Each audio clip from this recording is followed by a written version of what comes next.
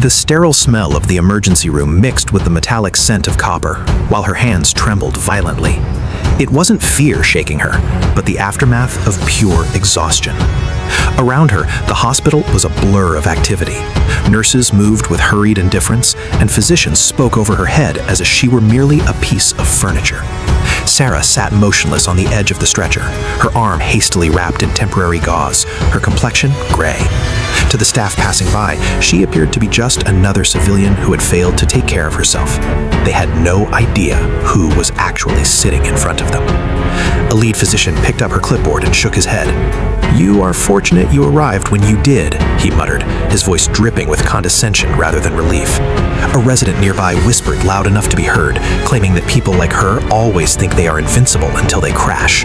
The nursing staff shared glances that ranged from pity to irritation. Sarah absorbed every syllable, yet she offered no defense. Years of rigorous training had instilled in her the discipline to know that silence is often louder than shouting. When they asked what she did for a living, she simply said, "Logistics." Her voice remained flat despite the throbbing in her arm. The doctor scoffed, clearly unimpressed, and turned his back on her. None of the medical team noticed the small, distinctive ink near her neckline, obscured by the grime of the day. They failed to see how her eyes were not vacant, but calculating, tracking every entry point, analyzing the threat level of the room. The minutes dragged on, heavy and suffocating, but the atmosphere was about to shift violently. Suddenly, the floor beneath them began to vibrate. At first, the staff dismissed it as thunder, but the lights overhead began to flicker. A deep, rhythmic thumping resonated through the building's foundation, intensifying with every heartbeat. The nurses paused mid-stride. Patients glanced toward the ceiling in confusion. The arrogant physician frowned and moved to the window to see what was causing the disturbance. That was when the reality of the situation became impossible to ignore. A massive military transport helicopter was lowering itself onto the hospital's designated landing zone. The sheer force of the rotors whipped the air into a frenzy, sending debris scattering across the pavement. This wasn't a drill, it wasn't a mistake. Uniformed soldiers spilled out of the aircraft with terrifying speed and purpose.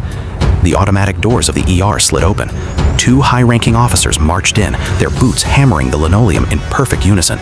The chaotic noise of the trauma center vanished instantly. The only remaining sound was the distant hum of the engines and the terrified pulse of the staff. One officer spoke, his tones slicing through the tension like a blade. "We are extracting Colonel Sarah Walker." The doctor let out a nervous chuckle. "There has been an error," he stammered, pointing at Sarah. "This patient is just..."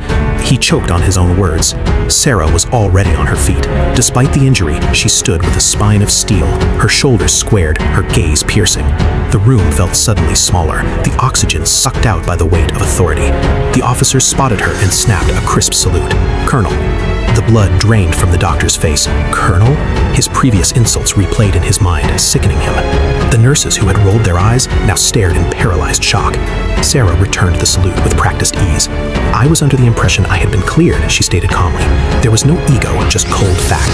The lead officer nodded. "Ma'am, headquarters has been briefed. The bird is ready for transport to the specialist facility." The physician stumbled forward, his entire attitude transformed into desperate fawning. "Colonel Walker, I apologize profusely. We had no idea." Sarah looked him in the eye, not with rage, but with a quiet pity. "That is exactly the issue," she said softly. "You never thought to ask." Her paperwork was processed in seconds.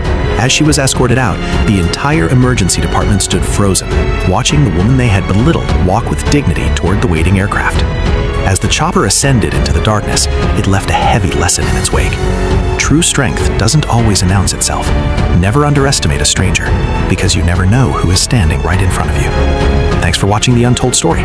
If you found value in this, please hit the like button and subscribe for more.